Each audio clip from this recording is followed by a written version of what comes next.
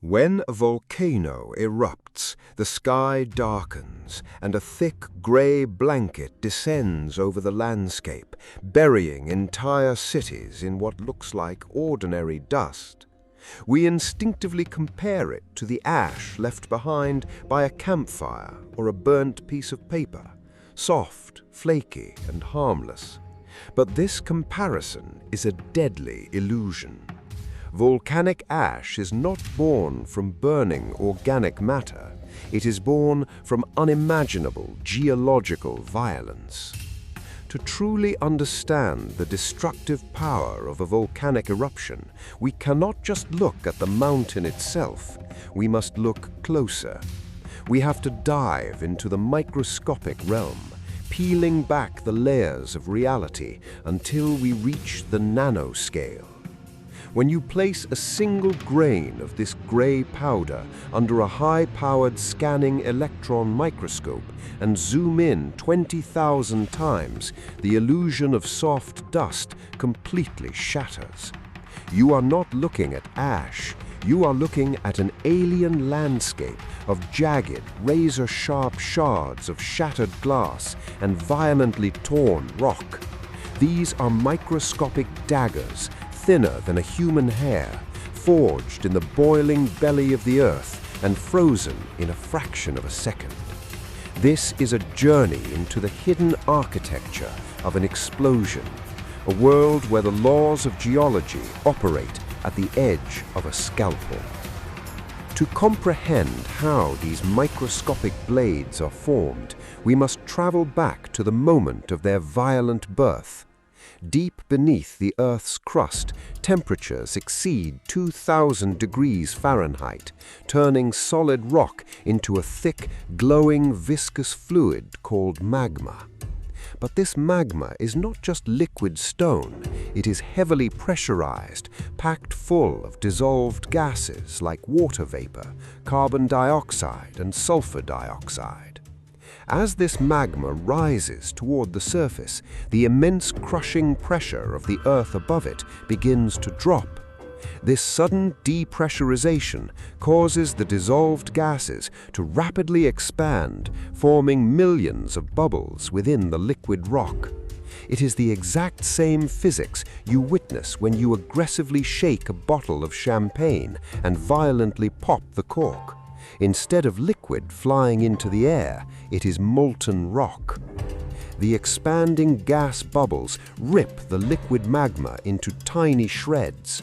Because this violent tearing happens while it's being blasted into the freezing upper atmosphere, the liquid rock cools instantly.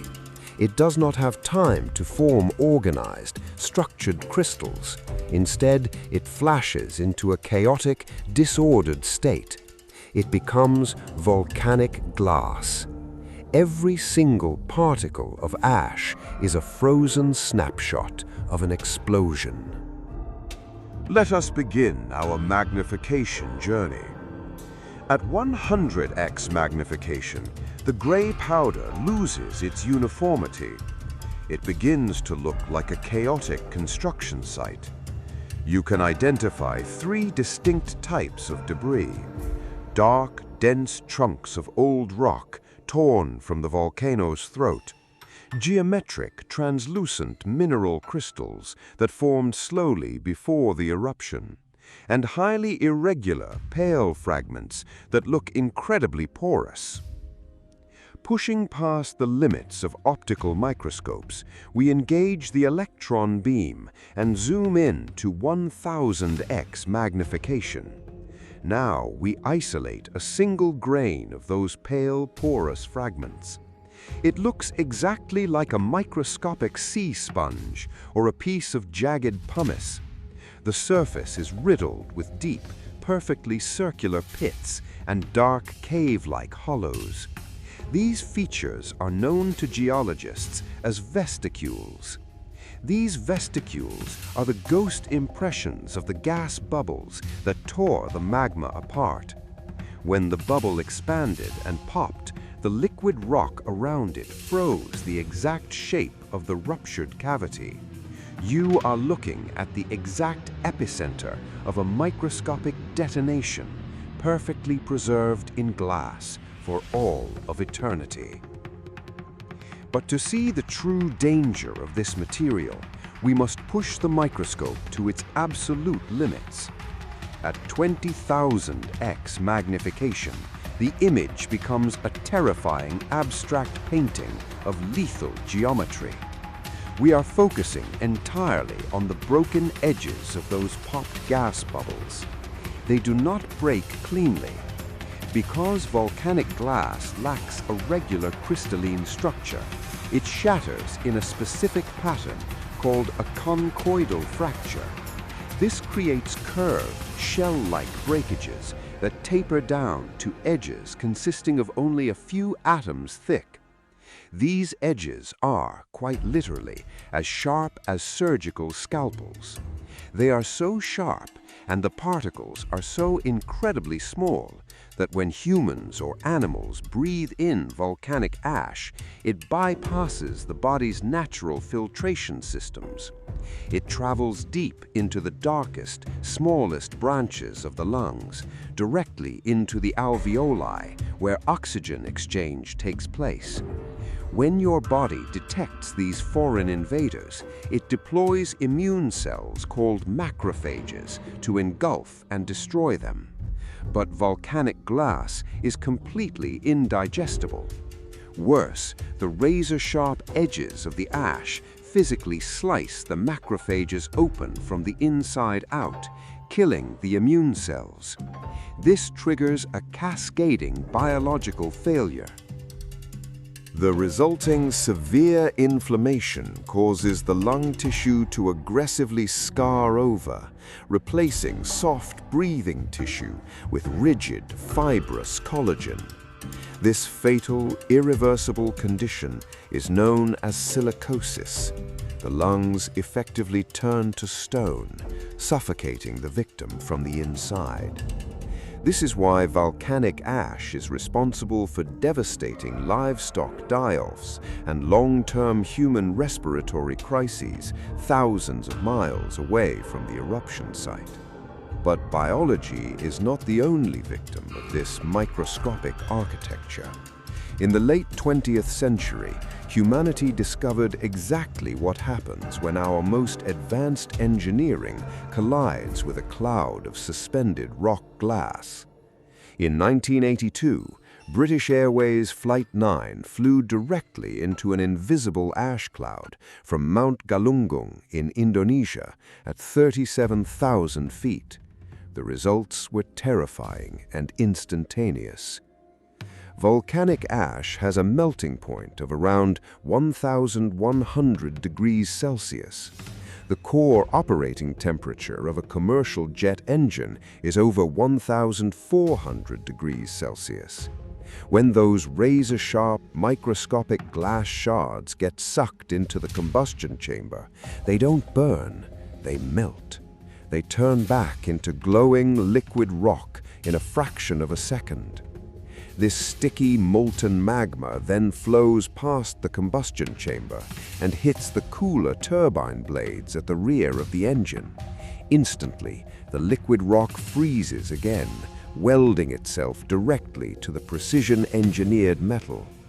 It coats the blades, disrupts the aerodynamics, and chokes the airflow. On Flight 9, all 4 engines choked on molten glass and completely failed, turning a 350-ton aircraft into a massive, silent glider in the dead of night. Furthermore, the extreme jaggedness of the ash creates an astonishing phenomenon in the sky. As billions of these microscopic glass shards are violently blasted upward, they grind and smash against one another in the turbulent ash plume. Because of their immense surface area and sharp edges, this intense friction generates massive amounts of static electricity, a process known as triboelectric charging. This friction is so severe that it literally tears electrons off the atoms of the rock. The result is volcanic lightning, massive, terrifying bolts of electricity firing from within the ash cloud itself, completely independent of weather systems. The very storm is generated by the microscopic geometry of shattered glass rubbing together at hundreds of miles per hour. When we stand back and look at a volcanic landscape, our human instincts betray us. We see a dusting of gray powder covering roofs, burying cars, and settling quietly on the leaves of trees. It looks peaceful, quiet, like a heavy snowfall made of stone. But the electron microscope reveals the terrifying truth. What we are truly looking at is a weaponized atmosphere. A blanket of volcanic ash is a field of trillions of microscopic blades forged in the mantle, ripped apart by expanding gas and scattered to the winds. It is a material that can turn lungs to stone, melt the heart of a jet engine, and summon lightning from friction alone. The next time you see footage of an erupting volcano, do not just look at the glowing lava flowing down the mountain. Look up at the gray cloud blotting out the sun. Remember what hides within it. At 20,000x magnification, the true wrath of the Earth is not fire or liquid stone. It is an invisible storm of shattered glass.